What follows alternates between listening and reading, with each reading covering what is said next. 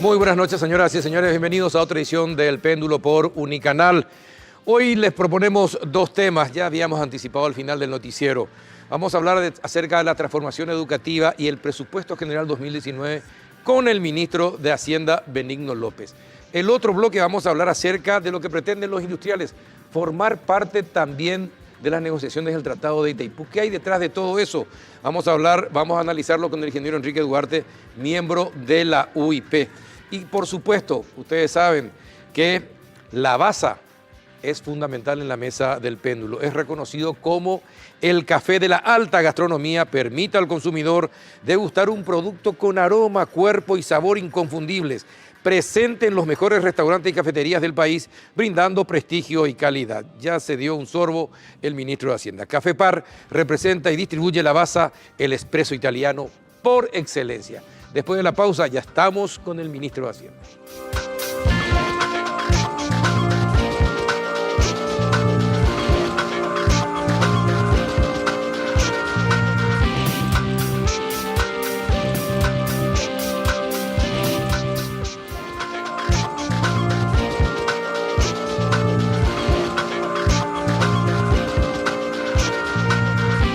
Buenas noches, ministro Benigno López, ¿cómo anda? Buenas noches, Carlos. Un gusto estar contigo. Gracias por en tu venir. programa. Yo sé que, bueno, cuéntenos, ¿qué sensación siente después de escucharle a Jeffrey Sachs? La verdad que es una experiencia fantástica tenerlo a él acá, poder compartir con él su conocimiento. Dio una charla fenomenal en el Banco Central, hablando de los objetivos del desarrollo sostenible, que de alguna manera encajan perfectamente en la preocupación del presidente con respecto a su plan de acción para lo que se viene, ¿verdad? El profesor Sachs reconoce en el presidente que es una persona que está enfocada en la transformación y alertó también de los problemas y los sinsabores que tiene todo proceso de transformación, que de por sí es difícil. Usted habló con él en California, en Chicago, ¿no? Yo hablé con él en Nueva York. En Nueva York. Sí. Bueno, ¿qué le dijo esa vez? ¿Qué le dijo Jeffrey Sachs? Estábamos, primero nosotros nos fuimos a hablar con el profesor Sachs a iniciativa del presidente con respecto a ver si lo podíamos tener cerca para el tema de Itaipú, con aquel famoso informe que hizo sobre la represa y el desarrollo energético en Paraguay, ¿verdad? Y hablando con él de muchos temas, el profesor sabe mucho más que eso. Y en una de las cosas le pregunta sobre los índices de educación. Y le cuenta al presidente y le dice, bueno, uno de los índices que tenemos es que 4 chicos de 10 terminan la secundaria. La secundaria, Sí. le dijo. Cuando le dijo eso, le dijo, para acá, presidente, olvídate de todo lo otro. Si vos no conseguís que 10 de 10 terminen y que estén preparados para las nuevas tecnologías, lo que sabemos que es seguro es que muchos de los trabajos que hay hoy no van a existir más. No sabemos cuáles van a existir, pero tenemos que orientarlo hacia la educación del siglo XXI y terminar el colegio como mínimo. No hay futuro en tu país. El resto no sirve. Si no tenés educación, la educación es la madre de todas las oportunidades. Con la educación se termina la inequidad. Con la educación se accede a mejores lugares de trabajo. Con la educación se hace más viable la gestión de gobierno. Sin educación pasa lo que pasa en tu país, un 50% de informalidad, que quiere decir que hay 50% de trabajo precario.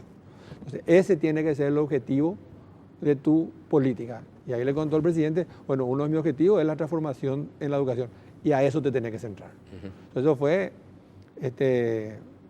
realmente impactante la claridad que tenía el profesor Sachs, y de ahí empezamos a hablar con él sobre más temas que aquellos de solamente el tema energético, ¿verdad? Y lo tenemos acá, estuvimos compartiendo casi todo el día con él hoy. Se reunió con el presidente también, dio una charla magistral en el Banco Central, mañana se reúne con educadores, después con la sociedad civil, y va a participar en el acto de lanzamiento de la transformación, ¿verdad? Y una de las cuestiones que cabría aclarar para que la audiencia entienda, que generalmente a veces se confunde o se presta a confusión, a veces hay gente malintencionada, es ¿por qué está el ministro de Hacienda acá? ¿Por qué no está Eduardo? Bueno, la situación es sencilla. Casi todo el esfuerzo que se hizo en el 2012 fue a un fondo del FONACIE, y donde se crea el Fondo para la Excelencia. Sí. En la educación, donde el presidente es el ministro de Hacienda. Entonces, desde ahí yo me empecé a involucrar cuando el presidente me empezó a decir, bueno, posiblemente vos vas a estar en Hacienda. Entonces empecé a ver qué hacía Hacienda, entre aparte de todo lo que tiene que hacer, está involucrado directamente en el FEI, y empecé a dedicarle casi el 60% del tiempo del ministerio a lo que es educación, para tratar de fortalecer la gestión del ministro, proveyéndole todo lo que pueda proveerse para que esa transformación que se va a lanzar mañana sea eficiente. ¿Y en qué consiste esa transformación que se va a lanzar mañana? Mañana realmente lo que se hace es, se lanza el proceso de transformación de la educación, que implica diseñar juntos una hoja de ruta con respecto a qué queremos, hacia dónde nos vamos, todos los actores de la sociedad, buscar una concertación importante, invitarle a todos los que estén interesados en eso, fundamentalmente los profesores, los docentes, los gremios, la sociedad civil, los alumnos, los padres, ¿verdad? Porque es el legado que le podemos dejar a nuestros chicos, ¿verdad? Una educación que le permita sobrevivir en el futuro, que no va a ser sencillo. Entonces eso es lo que se lanza mañana, el compromiso del presidente en iniciar este proceso, que como lo dijo hoy el profesor Sachs, es como cuando plantás un árbol, vos ves recién la planta, el chiquitito, y cuando crezca no va a estar más. Esto tiene que superar el gobierno del presidente, y eso es básicamente lo que se hace mañana, el lanzamiento, el llamado, el desafío del presidente a la sociedad, para que todos nos involucremos en diseñar un proceso de transformación eficiente y que permita que nuestros niños tengan la educación que corresponde tener. Esto significa traer expertos internacionales que vengan a dar charlas, programas, para que se los escuche, para que se sepa cómo está el mundo avanzando en educación y de qué manera Paraguay puede aplicarlo también. Así mismo, es traer expertos internacionales, traer conocidas figuras del ámbito mundial con respecto a la educación, incorporar a los expertos locales. ¿Verdad? Creemos nosotros que hay mucha riqueza entre nuestra propia gente. Totalmente. Que va a poder aportar, y juntos construir una hoja de ruta que va a ser lo difícil, porque cuando vos hablas de educación cada uno tiene su idea y pareciera que todos decimos vamos a transformar la educación, pero cuando decimos qué vamos a hacer empieza el desbarajuste, ¿verdad? Entonces la idea es armar esa hoja de ruta con las mejores mentes del mundo y de Paraguay. ¿Qué es lo que Paraguay le puede ofrecer al mundo? ¿Y de qué manera esto que en el futuro le puede ofrecer al mundo tiene que servir para fijar la hoja de ruta de cómo hay que educar a los chicos paraguayos respecto de lo que el mundo va a necesitar de Paraguay? Yo te diría al revés, lo que deberíamos descartar es lo que no le debemos ofrecer al mundo. O sea, hoy nosotros tenemos una educación centrada solamente en las ciencias sociales. Sí. Hay muchos abogados, muchos contadores, muchos economistas, son importantes, son interesantes, pero no tenemos matemáticos, no tenemos gente dedicada a la ciencia, no tenemos investigadores, y yo creo que hacia ahí hay que apuntar, hacia la tecnología, hacia el desafío que se viene. La inteligencia artificial está desarrollando de manera agigantada, y eso va a generar un problema laboral en el futuro. Debemos preparar a nuestra gente para eso, ¿verdad? Debemos ir de esta educación que tenemos, que sirvió muy bien para la década o el siglo anterior, pero no está preparada para dar las herramientas a nuestros chicos. Todos queremos que nuestros chicos tengan los medios suficientes para sostenerse en el futuro, y ese es el desafío. ¿Y cuál es el modelo de país que se le va a ofrecer a la gente? Y eso vamos a desarrollar juntos, ¿verdad? La hoja de ruta, el plan, el modelo de país que nosotros que nosotros tenemos como visión es un país donde haya una mayor equidad, donde haya un desarrollo tecnológico importante. Una de las políticas del presidente es la agenda digital, que también está a punto de lanzarse, y tecnificar todo lo que es el sector público, que va a traer transparencia y va a traer ahorros importantes. Una sociedad más justa, una sociedad donde haya un acceso universal a la salud, de toda una salud de calidad, y mayor tecnología y mayor conocimiento en las matemáticas, que es una debilidad. Pero ¿qué vamos a hacer? Pero vamos a educar a los chicos para que Paraguay sea un país industrial, para que sea un país agrícola, para que sea un país forestal. ¿Para qué? ¿Hay una idea al respecto? Yo te diría, yo no tengo cuál sería esa idea, ¿verdad? Mi visión es que sea un país industrial, que sea un país tecnológico, que exporte tecnología y que se desarrolle la economía naranja. Pues yo creo que eso va a tener que salir de ese diálogo social amplio y tratar de tener una concertación de qué es lo que le vamos a enseñar a los chicos para que tengan y puedan subsistir en el futuro. Sí, porque finalmente, es decir, si uno transforma la educación, transforma el país. Así mismo. Se hace una transformación nacional. Sí, hoy en el diálogo con el profesor Sachs en el Banco Central era clarito cómo la mejora en la educación implica una mejora total del nivel de vida y de la calidad de vida de los ciudadanos.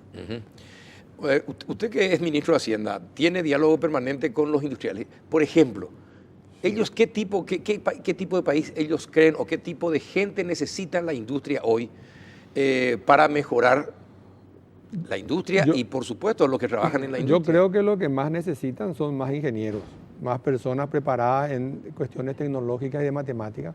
De ahí es que vino la idea del presidente Carter en su momento de asociarse con Taiwán, que va a producir mayores ingenieros para la demanda nacional, ¿verdad? Yo creo que nosotros tenemos yo de IPS, por ejemplo, sé que no tenemos muchos ingenieros encargados de conocer cómo funcionan todos los instrumentos médicos nuevos, todas las máquinas. Es una carrera que va a estar en auge en el futuro porque en Paraguay hay pocos, no hay, ¿verdad? Yo creo que ingenieros faltan en el Ministerio de Obras Públicas también, que están haciendo un proceso de capacitación en San Pablo, que están viniendo.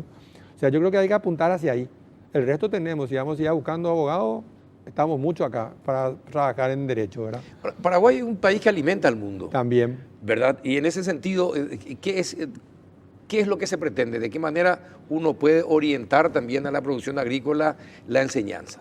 Y la producción agrícola va a ser siempre un factor importante para Paraguay. Nosotros hoy ya alimentamos a 70 millones de personas. Yo creo que ahí va a tener que ver mucho la ingeniería forestal, la ingeniería agrónoma, la genética. Es toda inversión en tecnología. O sea, yo creo que la tecnología está viniendo o ya vino y todavía nosotros no nos dimos cuenta. No nos podemos quedar atrás. No nos podemos quedar atrás. Sería un sacrilegio y una falta de responsabilidad de nosotros. Yo creo que hoy la relación padre-hijo debería ser esta lucha que se va a lanzar mañana, este proceso que se va a lanzar mañana, cómo nosotros los padres respondemos a las expectativas de nuestros hijos para dejarle una alternativa que puedan vivir en el futuro. ¿Hay plazos para cumplir dentro de todo este proceso? Este proceso tiene que tener como mucho un año, ¿verdad? Y dentro de un año tenemos que tener acordada, consensuada y concertada la hoja de ruta, ¿verdad? Tenemos la suerte de que tenemos parte del financiamiento asegurado a través del FEI, pero después tenemos que buscar cómo financiar todo el proceso en el largo plazo.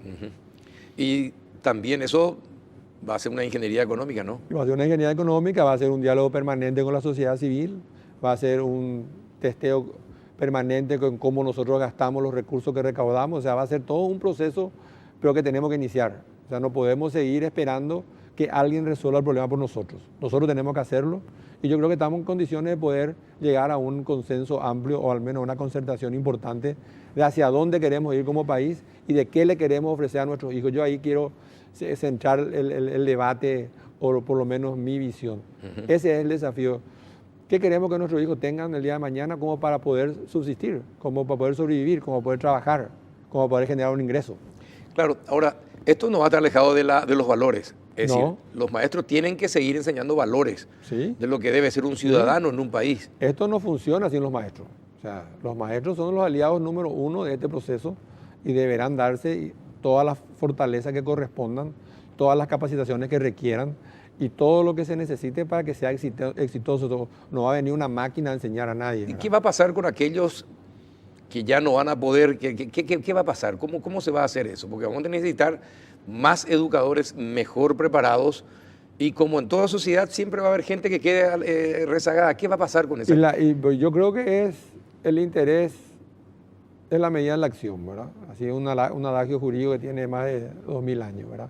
Y tiene que estar en el interés de todo prepararse. El que se quede atrás se va a quedar atrás. O sea, no vamos a poder hacer nada por aquel que se quede atrás. Pero va a entrar en procesos diferentes, seguramente no va a tener las capacidades que se van a ofrecer a todos. Va a ser un problema para la persona que no muestre el interés adecuado para subirse a este tren, que va a ser un tren consensuado, ¿verdad? Yo, experto en educación, no soy, sí, ¿verdad? Pero quiero darle a los expertos que van a estar consultados constantemente, los paraguayos y los extranjeros, que puedan diseñar una hoja de ruta que podamos acordar todo, porque va a tener que subsistir, sobrevivir y sobrepasar 2 o 3 gobiernos para poder tener el resultado. El chico que entra ahora va a ver el resultado dentro de 15 años. Ahora, ustedes tienen un estudio censal, que fue el primer estudio censal que se hizo en Paraguay, el SNEPE, que sí realmente echa luz mucho más claramente acerca de la situación de la educación en Paraguay. No se le dio mucha difusión, Pero es interesante, ministro, creo que puede ser una buena hoja de partida. Sí, y creo que a fin de año llega un reporte de PISA. De PISA, ¿verdad? sí. Que también nos va a dejar nos va a dejar un poco apesadumbrados porque no es que vamos a estar en los mejores lugares. Y yo creo que eso no está mal. No, claro. Yo creo que eso hay que mirar el lado positivo, Sí. hay que mirar el vaso medio lleno y ver como el punto de partida para hacer la mejora. Peor es creer que estamos todo bien, pues pareciera que algunos creen, ¿verdad? Y que no hay que hacer nada. Mejor es saber nuestra realidad, tomar las medidas apropiadas y meterle para adelante entre todos, porque esto va a ser un trabajo de todos, va a ser un éxito de todos o va a ser un fracaso de todos. ¿Y cómo va a enfrentar la resistencia? Porque acá se necesita, es decir, una cosa es un proceso de diálogo Sí, y otra cosa es superar resistencias. sí. Y va a haber resistencia de la gente que siempre se benefició de la educación, nunca enseñó, Sí. pero se benefició de la educación. Bueno, ¿cómo va a ser para vencer? Hay que tener mano firme también para eso, porque le van a pedir el oro y el moro gente que precisamente no se destaca por estar en aula enseñando, por ejemplo. Y yo creo que ahí no es solo mi problema, ¿verdad? Es el problema de todos. O sea, todos vamos a tener que estar juntos en la cruzada para que esa gente deje de beneficiarse de recursos que además son escasos. O sea, yo creo que la batalla, la discusión, la dialéctica con ese grupo de gente, cuando se los identifique, va a tener que ser total, porque no vamos a poder destinar recursos a las personas que no aportan nada a este proceso. Entonces yo creo que ahí vamos a tener que estar todos juntos porque el ministro solo de Educación no va a poder hacer nada, No, el presidente tampoco y el ministro de Hacienda menos. Pero este es el camino. Este es el camino de la transformación. Yo no veo otro, vos estás en el FEI hace rato, sabes Sí. más que yo, ¿verdad? Yo de lo que estoy viendo, de lo que veo de siempre, de afuera, pero lo que estoy viendo ahora adentro, yo creo que es transformarnos o no ser una sociedad que pueda funcionar eficientemente en el futuro. Y como usted dice, es uno de los caminos para terminar con muchas inequidades en este país. Sí. Definitivamente. Sí, es el camino a seguir. Los padres nos van a reclamar para sus hijos también. Cuando alguien vea mejor este informe que está de alguna manera olvidado y sepamos qué educación le estamos dando a nuestros hijos y que estamos pagando, porque nada es gratis. Sí, nada es se gratis. paga Así o pagar mismo. en el colegio o pagar los impuestos. ¿Verdad? Cuando venga el informe de PISA y se sepa que no es que estamos entre los primeros lugares, sino más bien entre los últimos, yo creo que vamos a tener una fuerte presión de los padres y de los alumnos. No va a ser fácil oponerse a una transformación eficiente. Cierto, pero es el camino, ministro. Es el camino. Me alegra saber que desde el gobierno se ha tomado esa decisión. Se ha tomado, la decisión del presidente es total y el compromiso es 1000%, y él va a asumir todas las consecuencias y todas las responsabilidades con el apoyo de todos. Solo no va a poder hacer mucho, pero yo creo que con el apoyo de todos, con su mensaje de mañana, con las puertas abiertas que él tiene, con la facilidad que él tiene para relacionarse, va a conseguir mucho en este proceso de transformación. Y el ministro de Educación entiende también el rol, porque va a tener un Totalmente. rol importantísimo en toda esta tarea. Totalmente, el ministro está comprometido, está consustanciado con todo esto y yo creo que él va a ser el líder del proceso de transformación. La transformación la va a liderar él y nosotros la vamos a apoyar con todo lo que podamos del Ministerio de Hacienda. Bueno, ¿ustedes tienen una idea de cuánto se paga de más en educación? No, No tenemos, se sabe. No se sabe. Sabemos que como en todo hay un gran esfuerzo y algún gran trabajo que tenemos que hacer desde el Estado para mejorar el gasto. Sabemos que no le pagamos a todos los que deben ganar y que a algunos le pagamos y que no tienen que ganar nada. Esa es una presunción que yo creo que es real transversalmente en el sector público, que tenemos que poder identificarlo. Yo solía decir en IPS, que es la entidad que me tocó administrar con un número importante de funcionarios, que cuando el funcionario que trabaja se dé cuenta que tiene dos mochilas al hombro, que son dos planilleros o dos personas que no hacen nada y que le están impidiendo un mejor salario, cuando ese chip le entre al funcionario, porque el 70 o el 80% de los funcionarios públicos trabajan mucho y bien. Estamos quemados por ese 20% que hace nada. Cuando sepamos eso, cuando tengamos eso en el chip, la situación va a cambiar drásticamente. ¿Y cómo va a ser con los políticos? Porque ellos tienen su clientela. ellos saben que aliados con maestros, si quieren, pueden paralizar el país. Entonces, ¿cómo va a ser? Porque los políticos también deben entender y tienen que tener en su chip de que la educación es importante y no es un negocio. No, y no va a ser fácil si no entienden, ¿verdad? Yo entiendo de que la amenaza es la constante huelga, que no tiene sentido impedir que los chicos aprendan o estudien por una cuestión particular. Hay una violación de la Constitución ahí donde el interés general está por encima del nuestro. Y son batallas que vamos a tener que ir peleando, batalla a batalla, ir ganando credibilidad. Vamos a tener que hacer mucho del lado del gobierno para ganar credibilidad, para tener la fortaleza. Pero si ocurrieran esos cuellos de botella en el proceso, vamos a tener que enfrentarlo. No hay otro camino. Ahora vamos a tener que enfrentarlo, vamos a tener que denunciarlo, vamos a tener que sostener las decisiones.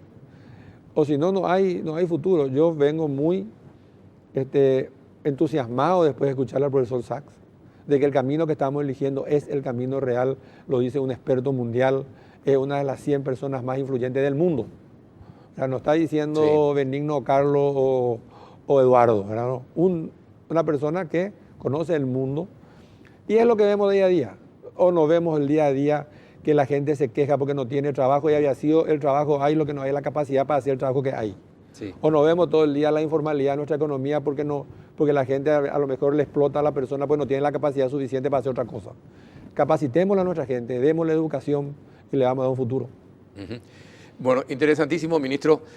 A la vuelta de la pausa vamos a hablar sobre el presupuesto general de gasto de la Nación, que antes de ir al corte, ¿qué tal fue recibido en la Comisión Bicameral? Muy bien, fui recibido muy bien. ¿Sí? Realmente no me puedo quejar, fui recibido con mucha amabilidad de los señores congresistas y con mucho respeto. O sea, el primer examen fue bueno. ¿Sí? Sí. ¿Alguna pregunta insidiosa por ahí? No. ¿Molesta? No. ¿Algún hincha? No. Ninguno. ¿Nada? No. ¿Ninguno? Ninguno. ¿Lo diría si fuera así? Sí, diría. ¿Seguro? Sí, seguro. Porque no es conveniente pelearse con lo de que... Sí, yo tengo historia de pelearme con algunos de ellos también, así que no hay problema de eso. ¿Le parece justo que ellos puedan modificar el presupuesto que ustedes presentan? Yo creo que no es una cuestión de si es justo o no, tienen esa atribución. Lo ideal sería que entendamos todo cómo pueden hacer las modificaciones. Lo que yo creo que no se puede hacer es modificar un presupuesto basado en ingresos que no existen. Porque no existe la varita mágica de que porque la ley dice pagar, el dinero aparece. O porque una sentencia judicial dice pagar, el dinero aparece. Esa es la parte que tenemos que entender. Si entendemos esa parte, seguramente vamos a tener siempre el presupuesto equilibrado. Ahora lo que ellos pueden hacer es cortar algunos programas para beneficiar otros dentro de lo que ellos crean que es más conveniente. También lo pueden hacer. Yo creo que el presupuesto es el instrumento número 1 de la ley más importante del país. Del Poder Ejecutivo. El Poder Ejecutivo tiene la única función constitucional que tiene el administrar el país. Entonces, ¿cómo le van a dar al presidente de la República un presupuesto que él no presentó? Esa es la discusión que tenemos que tener, que es una discusión constitucional, pero en la Constitución está que pueden hacerlo. A la vuelta de la pausa, seguimos hablando del presupuesto con el ministro de Hacienda.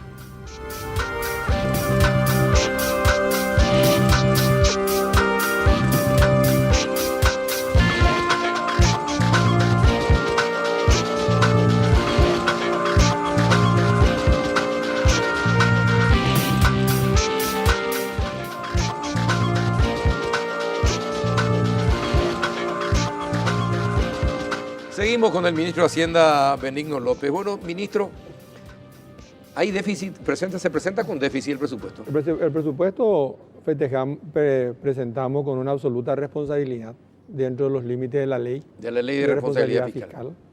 El presupuesto está orientado a empezar el camino que tuvo el presidente en su campaña y sus promesas electorales, como por ejemplo mantener el ritmo de inversión en infraestructura de tal manera de ir achicando el déficit.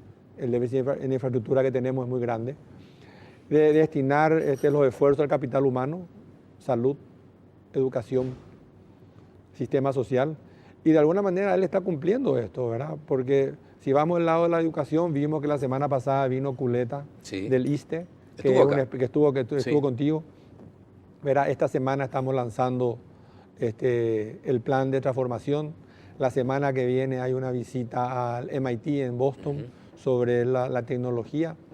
En el lado de la construcción del sistema de protección social, hoy se lanzó en el Carmelita un proyecto donde había sido que tenemos muchos programas que funcionan bien o mal, pero no tenemos un sistema. Una vez que podamos acordar un sistema, vamos a ser mucho más eficientes. Y a esos lugares, a esos fines, están orientados el presupuesto. Estimamos tener 260 millones de dólares más en recursos tributarios el año que viene, un aumento del 7,6% de la recaudación que se estima. Y eso va destinado 100 millones a educación, 130 millones a salud, 20 millones a seguridad. Y ahí básicamente está todo el dinero adicional que tenemos. Y nosotros el resto deberemos vivir prácticamente con el mismo presupuesto de este año. Y esa es una realidad. Entonces, ¿el porcentaje de educación cuánto va a ser en el 2019? El aumento de educación que acordó el ministro Peta y que respaldó el Ejecutivo con la instrucción que nos dio al Ministerio de Hacienda es del 13%, que son cerca de 100 millones de dólares. Pero el aumento total es cerca del 11% del presupuesto lleva educación, cerca de 6 billones de guaraníes aproximadamente. Y hacia ahí está orientado, ¿verdad? Nuestro presupuesto tiene una fuente de financiamiento a través de bonos, créditos multilaterales, impuestos, recaudaciones de fuente 30 que se llama, que son los recursos institucionales. Y el financiamiento está orientado también a mantener el ritmo de infraestructura necesario, cerca de 800 millones de dólares al año que se mantiene constantemente o que se pretende aumentar, y una emisión de bonos en los límites anuales de cerca entre 500 y 600 millones de dólares. ¿Ya se está trabajando con esa emisión de bonos? No, eso vamos a empezar a trabajar una vez de que tengamos la autorización del Congreso. La buena noticia es que Paraguay ha mejorado muchísimo. La primera emisión de bonos, recuerdo, fue a fines del 2012 para el 2013. 500 millones. Yo creo que de 500 millones, y creo que habremos trabajado cerca de 4 meses en los documentos. Hoy Paraguay los termina los documentos en un mes. Ahora, pero también es increíble, ¿no? Mientras más mejoramos, también disminuyen los créditos y la ayuda internacional, porque Paraguay se convierte en un país que puede sostenerse. Es una de las... Es increíble, ¿no? Es una de las cuestiones que estaba contando hoy el profesor Sachs, que estamos llegando a un país de ingreso medio bajo, pero ya no es un país considerado pobre o en desarrollo, y eso tiene varias trampas. Sí. Y esas trampas es justamente, una vez más, la educación. Si no tenemos una educación adecuada, nos vamos a quedar ahí para siempre y nos vamos a seguir mejorando, ¿verdad? O sea, la única forma de mejorar es darle a nuestros chicos nuevas habilidades, nuevas capacidades para enfrentar el desafío que se viene. Significa más presupuesto en los próximos años para educación. Sí, y el profesor Sachs dijo una frase hoy cuando terminó, que a mí me impactó, que señaló diciendo: una mejor educación, una mejor salud, una mejor infraestructura necesita mayores recursos y hay que pagar impuestos. Entonces eso a mí me dejó muy contento, desde el punto de vista de Hacienda, ¿verdad? Entonces hay que buscar la fuente de financiamiento, porque él le sugirió, y nosotros desde esta tarde están trabajando personal técnico del Banco Central y del Ministerio de Hacienda, tener una proyección del presupuesto en los próximos 10 años. O sea, cómo pensamos que va a ser para ver y cómo pensamos que se va a financiar. Y ahí vamos a ir sabiendo cuáles son nuestras necesidades y salir de este proceso de presupuesto anual que nos da una visión de muy corto plazo. Y entonces, en función a eso, proyectar las necesidades y proyectar la fuente de financiamiento. ¿Y cómo vas a encontrar fuente de financiamiento si estás mejorando? Y es una de las trampas, que mientras más crezcas, menos fuentes de financiamiento tengas también. Yo creo que una de las fuentes de financiamiento naturales es mejorar la recaudación. ¿Eso significa subir impuestos o no? Eso significa, hoy por hoy, significa mejorar la lucha contra la informalidad. O sea, tenemos una informalidad que genera inequidad. En la medida que haya empleos más formales, van a haber más impuestos. Luchar frontalmente contra la evasión y el contrabando, que son muestras claras del presidente que está haciendo hoy. Sea quien sea el responsable. Sea quien sea, esa es la instrucción.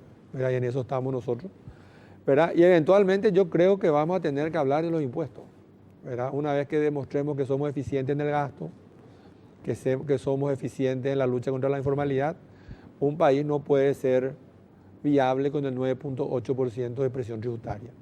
Los reclamos de la ciudadanía cada día van a ser mayores, van a querer mejor salud, mejor educación, mejores obras, y eso se tiene que financiar. Claro, siempre y cuando se tengan resultados en educación, en salud y en infraestructura, Sí, yo creo que la gente misma va a querer pagar. va a querer pagar. Una vez por eso Ahora, esa es también la visión del presidente cuando discutimos estos temas. Me dice, nadie va a querer pagar si no recibe nada. Entonces, para la gente es un costo. Tenemos que ser eficientes y ahí recién vamos a poder hablar de otras cosas. claro, es difícil pensar en una función pública apartidaria, que sea una carrera la función pública. De hecho, está definido. Y que no sea, que cada 5 años no se esté sacando un grupo importante y metiendo otro grupo con mejores salarios, tal vez menos trabajo, y con algunos que otros planilleros y compañía. También por ahí se va mucha de la plata que No, necesitamos, ministro. Obviamente, ese es un tema que solamente se va a combatir cuando los procesos de concurso para ingresar a la función pública queden en el tiempo. Se hizo mucho esfuerzo en el gobierno anterior, se hizo mucho esfuerzo en instalar el concurso. Muchas entidades tienen instalado el concurso, en muchos lugares solamente por concurso se entra. Básicamente en casi todo el Poder Ejecutivo y en las descentralizadas, donde en el ámbito del Poder Ejecutivo casi todo es por concurso, menos en la parte de salud, donde se puede ingresar, se pueden tener contratos temporales por la necesidad.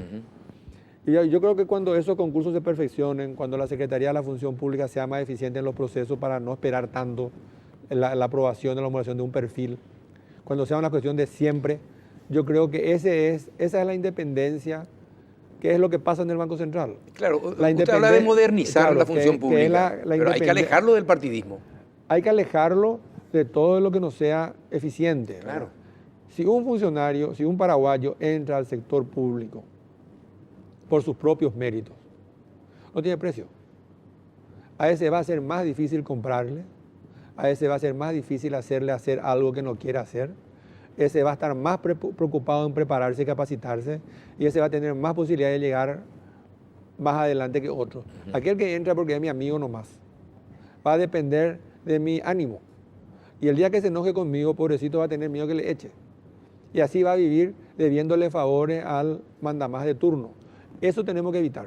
Cuando pongamos ese chip transversal, o va a tener una carrera del sector público mucho más eficiente. Entonces el presidente tiene que ser más riguroso con los jefes que designa, para que justamente se cumpla lo que usted está diciendo que debe ser. Porque teniendo en cuenta algunos nombramientos que fueron repudiados últimamente en los medios de comunicación en diferentes sectores, entonces hay como una contradicción. Una cosa es lo que usted plantea y otra cosa es lo que es la realidad. En ciertos nombramientos, esos son desgastes que se podrían evitar al comienzo mismo de una presidencia. Yo creo que hay que darle tiempo al tiempo y evaluar, ¿verdad? Hay que estar ahí para hacer las designaciones. Hay y debería luego haber en todo proceso un margen de discrecionalidad pequeño de ingresos de funcionarios que van a hacer la gestión, que son los que confía el presidente o el ministro. No deberían ser muchos, pues debería haber ese ¿Cuánto margen. más o menos estima usted? ¿Qué porcentaje? Y yo creo que debería ser, ínfimo. por ejemplo, en Hacienda, porque donde yo estoy ahora, o en IPS donde yo estuve, deberían ser como 100, no más de eso, que son los que llevan la administración del día a día en los cargos de relevancia, ¿verdad? Lo demás tiene que ser producto de una carrera del funcionario público, ¿verdad? Yo creo que en IPS deberían ser 100, IPS tiene 17.000 funcionarios, en Hacienda deberían ser 30, por decirte no debería haber, y en el sector público debería ser 1%, por decirte algo. No deberían ser, el resto debería ser por concurso. ¿Y cuánto es el funcionariado público hoy día? Y yo creo que, si no mal no me acuerdo, el presupuesto proyectado para el año que viene prevé 293.000 cargos. 293.000 cargos. ¿Cuánto representa esto del presupuesto mensualmente en Nosotros salarios? el informe que dimos al Congreso, hoy seguimos acortando poco, pero acortamos. Hoy de 100 guaraníes, 73 va a salario. Bajamos de 74 que fue el año pasado. Pero es un proceso que hay que ir continuando, ¿verdad? Porque yo creo que los problemas no están ahí, no están en los cargos de confianza.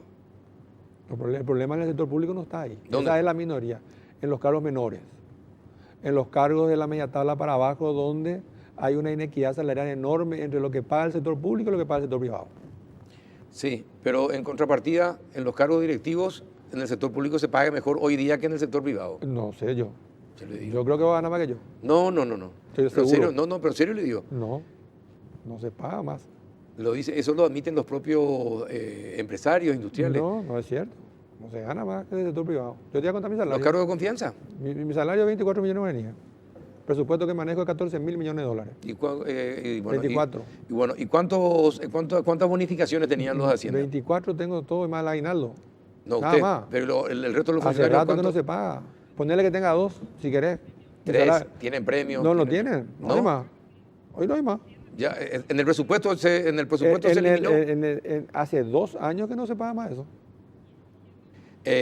¿Eso dónde? ¿En Hacienda o en En IPS? todo el Estado. En IPS se paga siempre, porque están en contrato colectivo En hace Hacienda 70 se hablaba años. siempre que tenían tres aguinaldos. No, se cortó. Yo creo que Santi Peña cortó.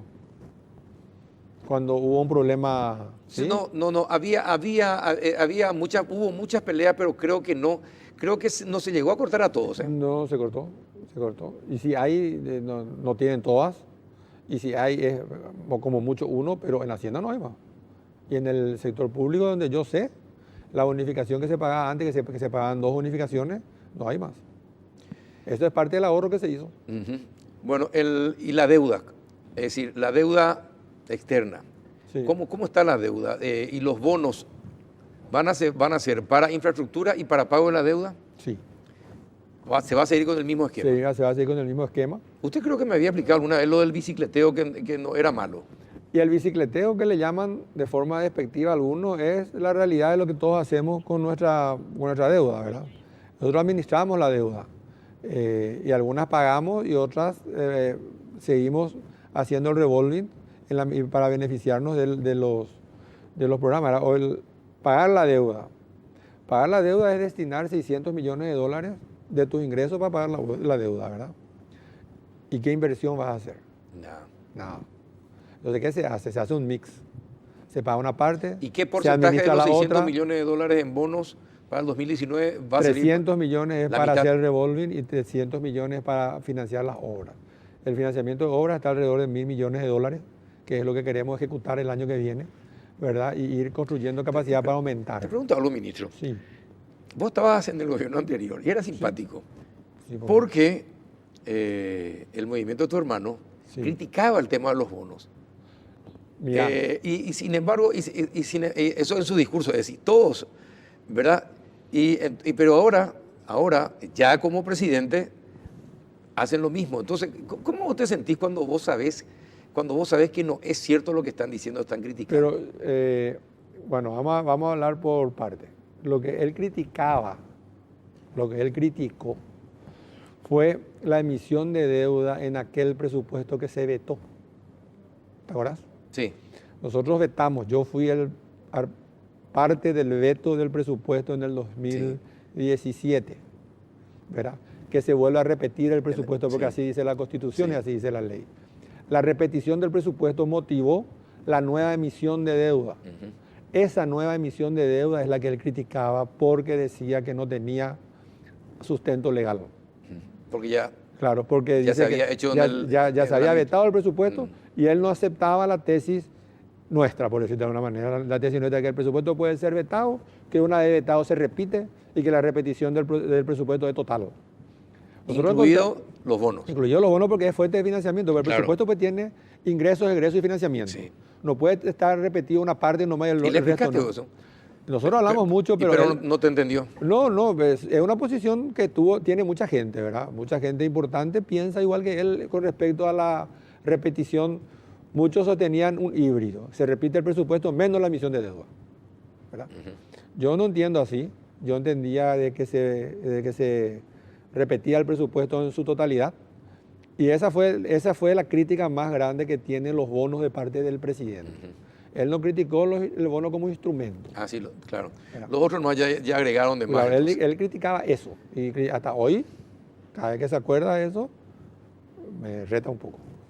¿Por qué te reta?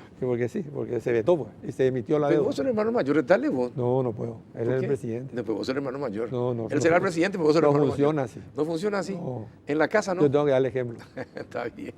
Bueno, eso con respecto a la deuda. Sí. ¿Verdad? ¿Cuánto se estima de ingreso? ¿Y cómo se estima el ingreso? El ingreso se hace sobre la base de los tributos, ¿verdad? Y sobre la base de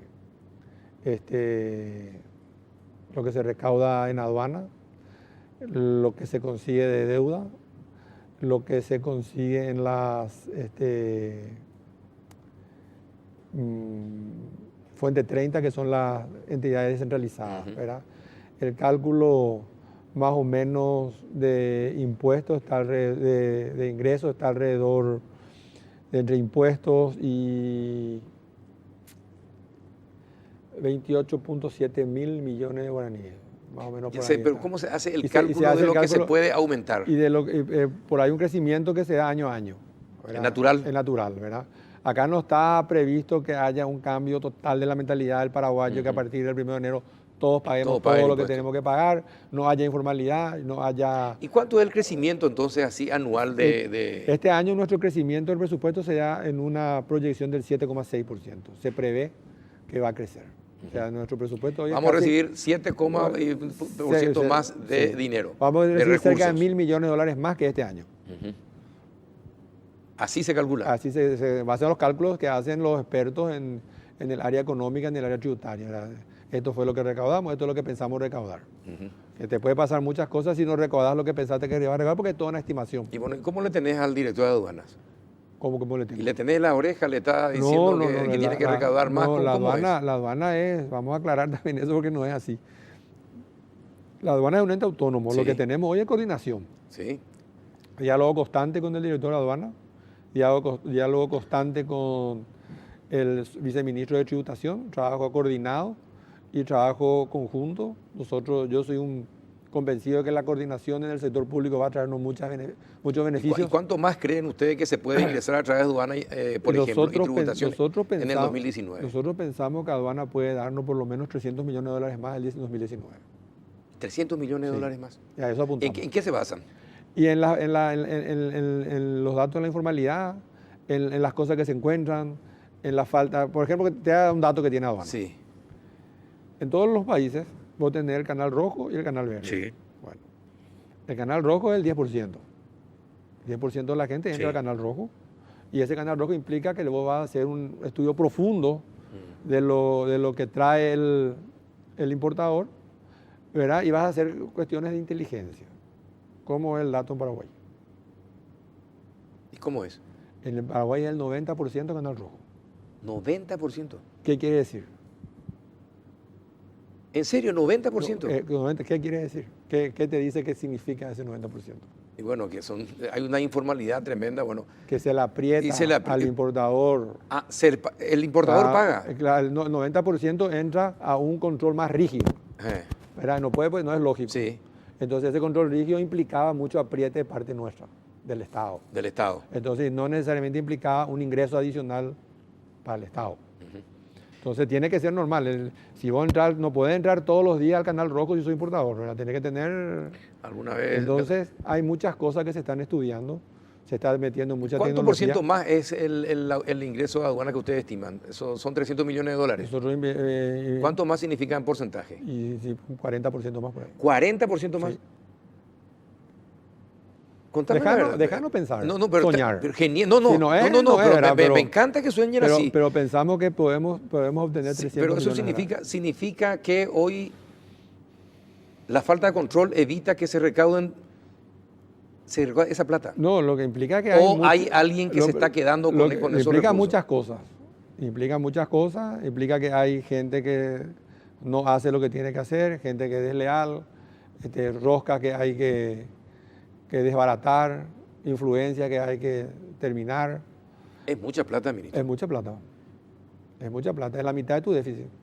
se podría decir evasión de aduanas. Y formas ingeniosas de ingresar mercadería sin pagar lo que uno tiene que pagar. Hay muchos dicen que el arancel se busca por el más barato y se mete el más caro, y hay muchos trucos que dicen que se hacen. Siempre me llamó la atención que cada cambio de director de aduana significa automáticamente al mes siguiente 30% más de ingresos. Es automático. Nosotros estamos recaudando más con menor ingreso de mercadería. ¿Sí? ¿Verdad? O sea, yo creo que hay mucho que ahora, hacer. desde octubre comienza el gran ingreso por y ahora vamos a ver, ¿verdad? Porque siempre también te vienen a asustar y te dicen que si sos fuerte. A mucha gente se va a pedirme a mí que por favor hablar al director de aduana para que sigamos, que no sea tan duro, porque si no nos vamos a fundir. ¿Cómo que te vas a fundir? Porque nosotros no somos eficientes, no somos competentes, no podemos vender nuestra mercadería porque tengo que pagar todos los impuestos. ¿Y cómo me va a venir a pedir a mí que le hable al director de aduana? ¿Caraduras son? Sí. Que le hable al director de aduana que tratar de que no pague más impuestos. ¿Qué hace? ¿Vos ya le pones el punto rojo? ¿A eso que te dicen eso? Yo le digo que está equivocado, que yo trato de entenderle a la gente, ¿verdad? Pero me parece simpático. Tampoco sea muy comprensivo. Me parece muy simpático, ¿verdad? Claro. Porque vienen y te explican como si fuese un problema real nuestro. O sea, real del Estado paraguayo. Todos los tontos que pagan todos los impuestos tienen que tener la paciencia de esperar que se formalicen. No sé cuánto tiempo, si hace 70 años no se formalizan, se van a formalizar en un mes. Y que miramos a otro lado. No puede ser. Si la única forma que funcione todo esto es si la regla es igual para todos. Si tenemos excepciones, fracasamos. Si hay caminos cortos por el cual aparentar que se cumple la ley, fracasamos porque la gente se entera. Entonces no van a creer que ni el director de aduana, ni el ministro de Hacienda, ni el subsecretario de Tributación, ni el presidente de la República están diciendo en serio que van a combatir. Si somos consistentes y si somos perseverantes en el tiempo, se va a quedar la imagen de que se tiene que pagar nomás el impuesto porque le es más fácil. Claro, no, hay que ser implacables.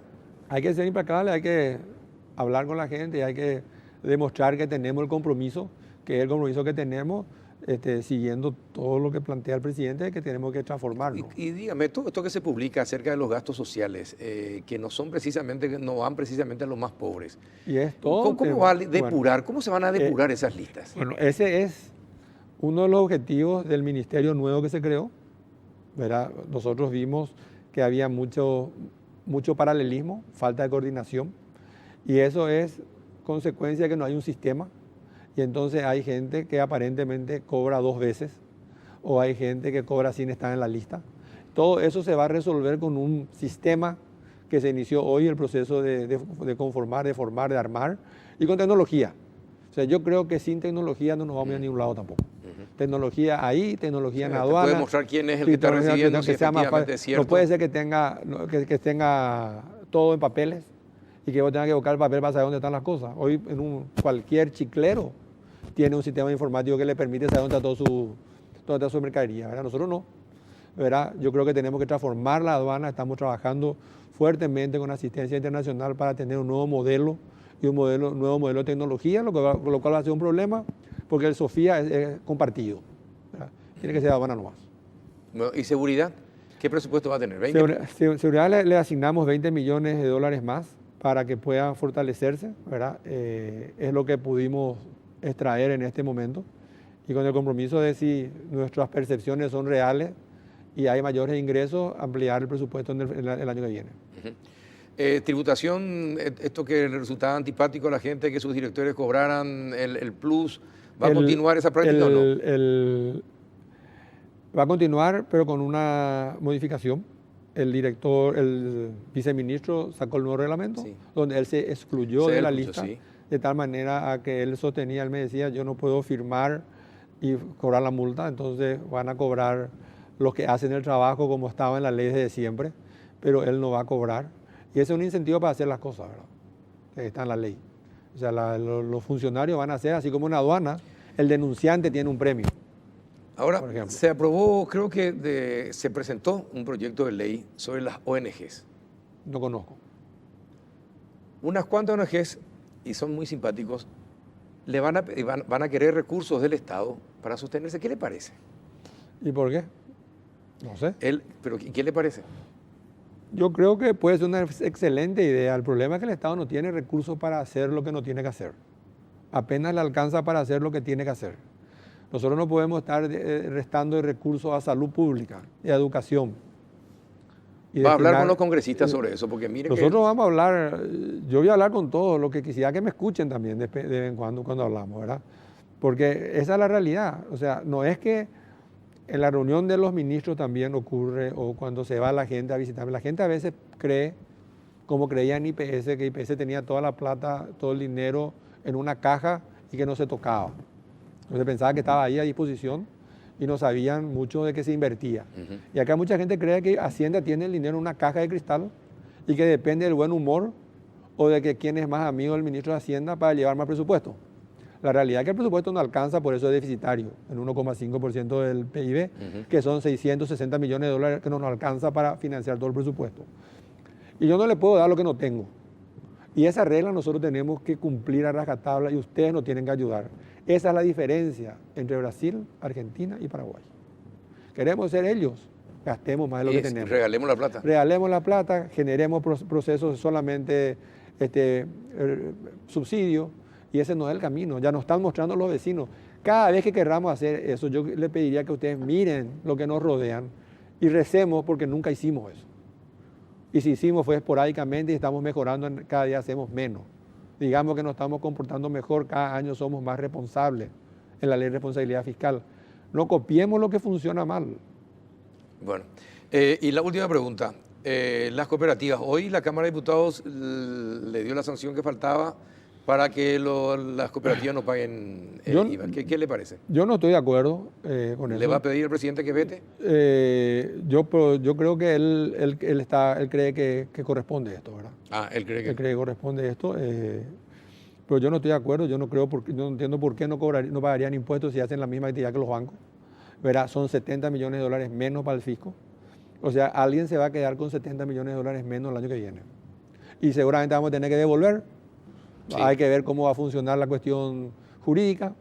Entonces tenemos un problema adicional que no estaba previsto en nuestro escenario.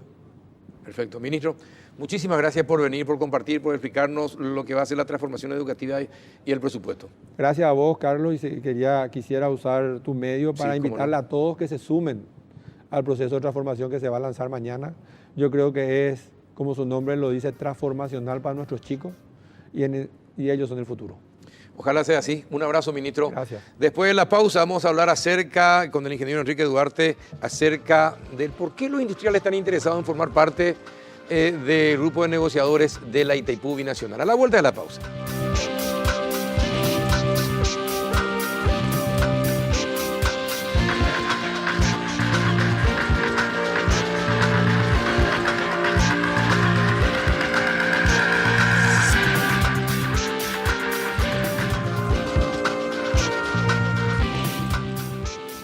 Y entramos en el último bloque del péndulo, ya con el ingeniero Enrique Duarte, miembro de la UIP. Pero antes, ingeniero, buenas noches, ¿cómo está? Buenas noches, Carlos.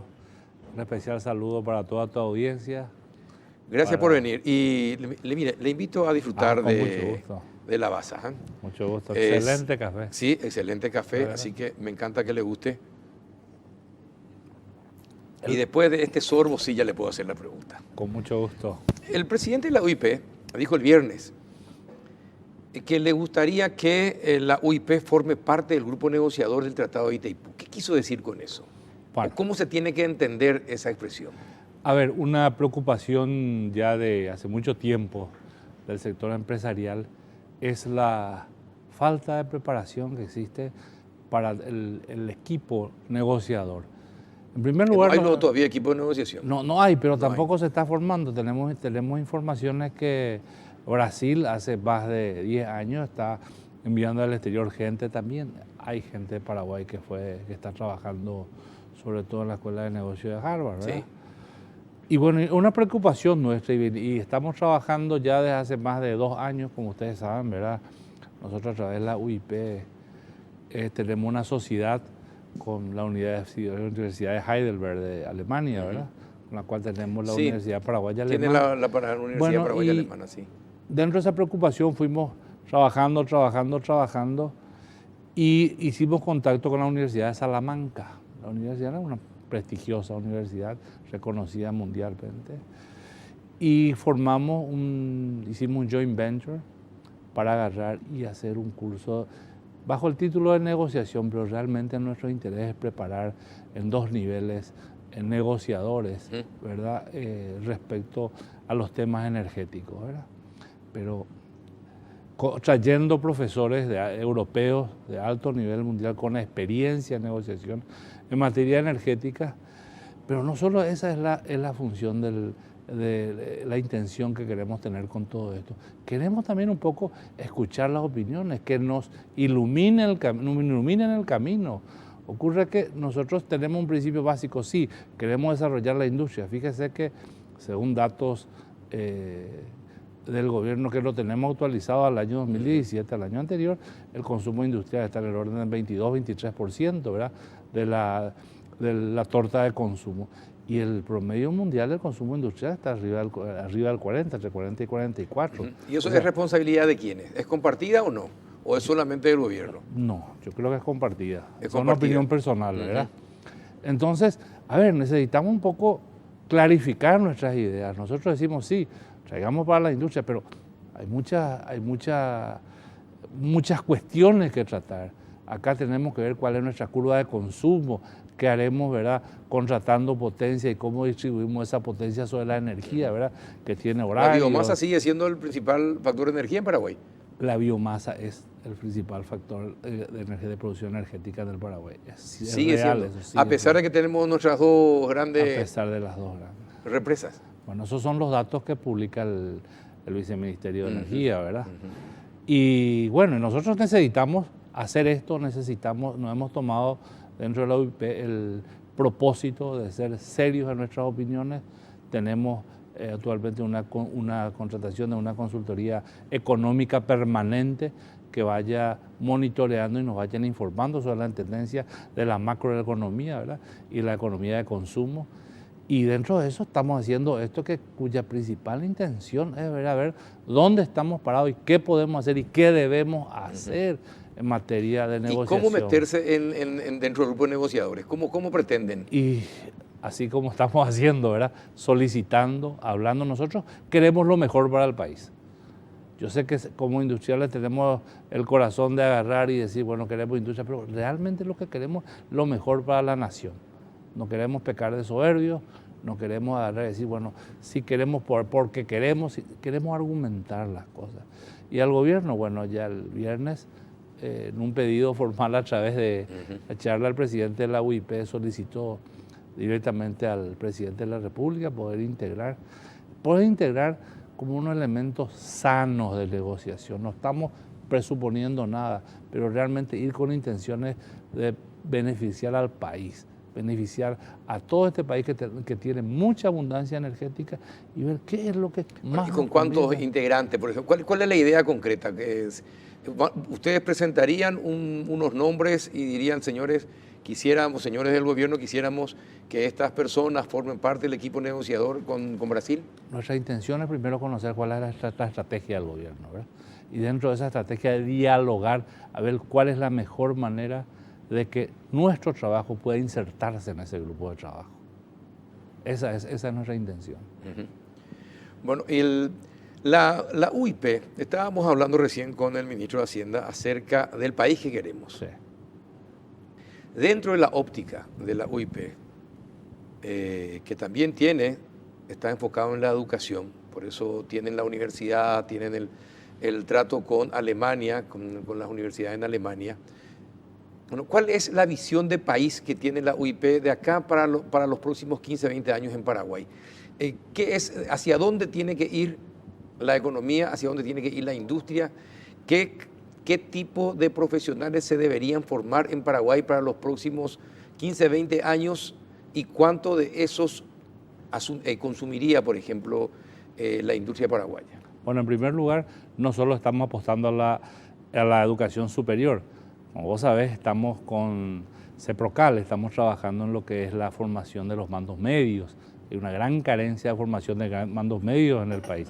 Y estamos ya iniciando el trabajo con Alemania para que esos mandos medios que estamos formando también tengan el mismo trato de los que están teniendo los profesionales que están saliendo de las universidades, o sea, concursos en Alemania y acá en Paraguay. Nuestra visión, nosotros queremos erradicar la informalidad. Nosotros necesitamos que la industria pueda ser sustentable sin ningún tipo de subsidio ni nada. Necesitamos que toda esa economía informal que está en la calle pase a ser formal. Necesitamos que ese ADN que lleva a la gente y dice voy a comprar más barato porque esto, aquello, entienda de que realmente no es así, que la gente pueda entender de que se está perjudicando. Estamos evitando puestos de trabajo. Es cierto, nos respetamos y creemos que, por ejemplo, los paseros, ¿verdad? Los paseros que están en la frontera, son gente que responden a intereses más grandes, ¿verdad? Sí, sí, claro. Pero es toda parte de una cadena, que gente que puede estar trabajando bien en la formalidad, con su seguro social pagado, con todo. Nosotros lo que pretendemos, según informes que nos han acercado en la UIP, propia gente del gobierno, la economía informal estaría entre los 25.000 millones y 30.000 millones de dólares.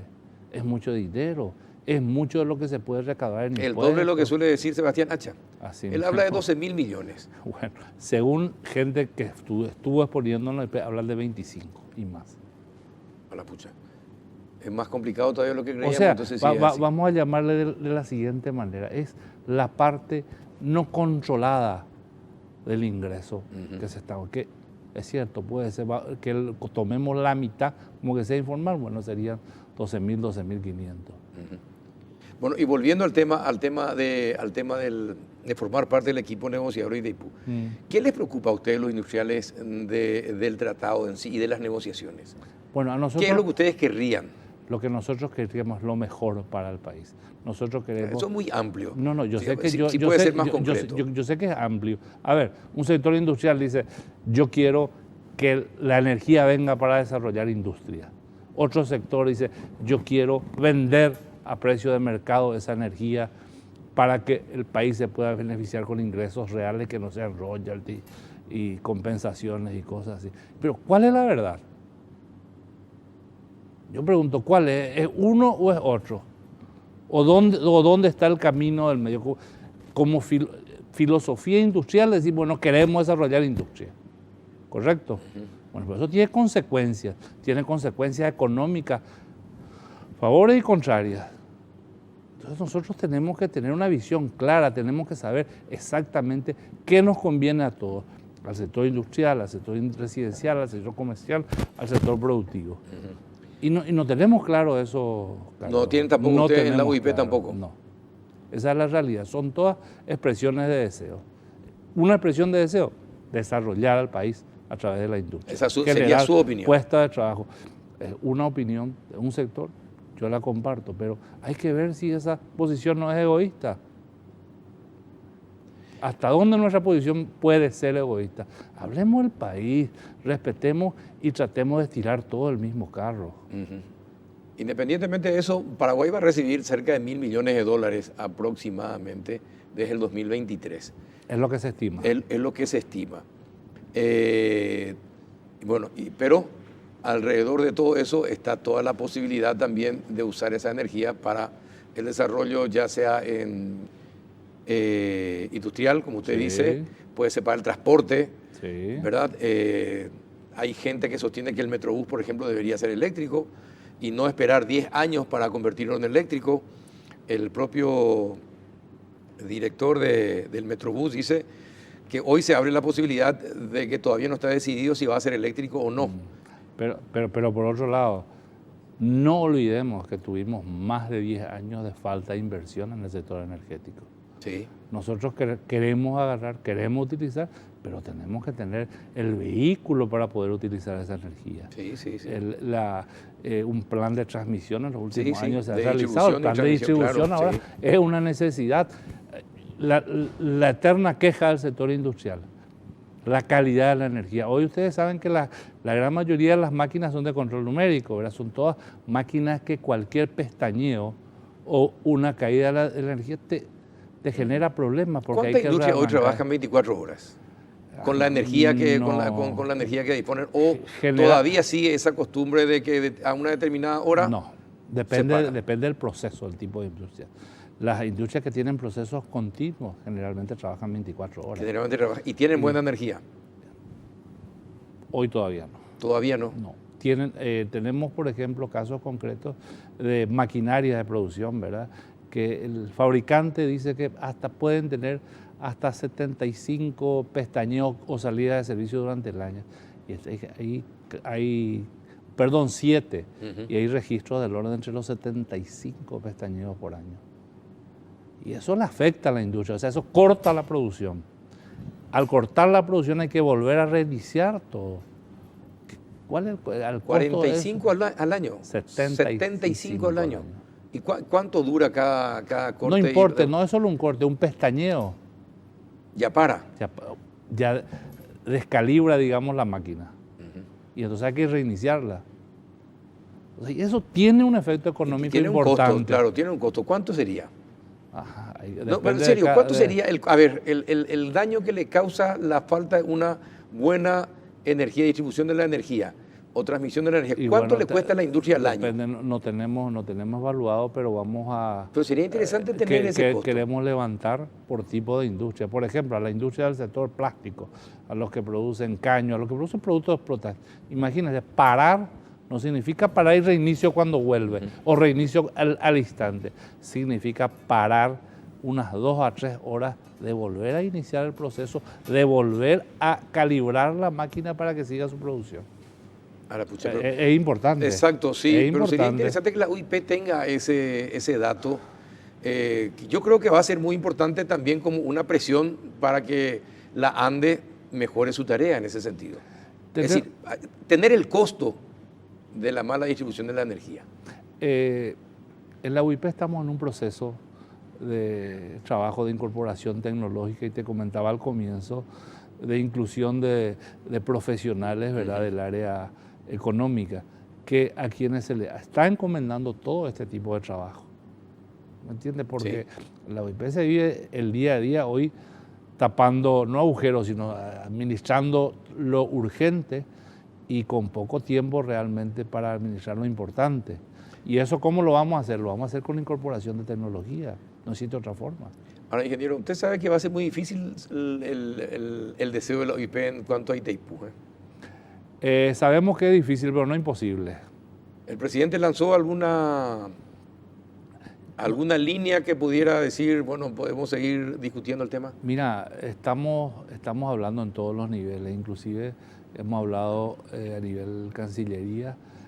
La Cancillería está conformando un equipo de trabajo con el, no digo Palo Itaipú, un equipo de trabajo del área económica, ¿verdad?, con los gremios, y todo eso es positivo, todo eso significa la inserción, ¿verdad?, del sector privado, por lo menos en el pensamiento público, no digo en la decisión. Y cuando escuchó eso el presidente, ¿dijo algo cuando se retiraba? ¿Le volvieron a preguntar? ¿O qué señales, pero en serio, qué señales brindó el presidente Mario Eduardo Benítez? Mira, a nosotros nos sorprendió gratamente la presencia y la actitud del presidente Eduardo Benítez el día viernes a la noche. Realmente una actitud nunca vista en un estadista. ¿En qué se sentido? fue, compartió, habló con la gente, sin protocolo, sin seguridad, sin realmente todo aquello que envuelve a una autoridad. Escuchó nuestros pedidos.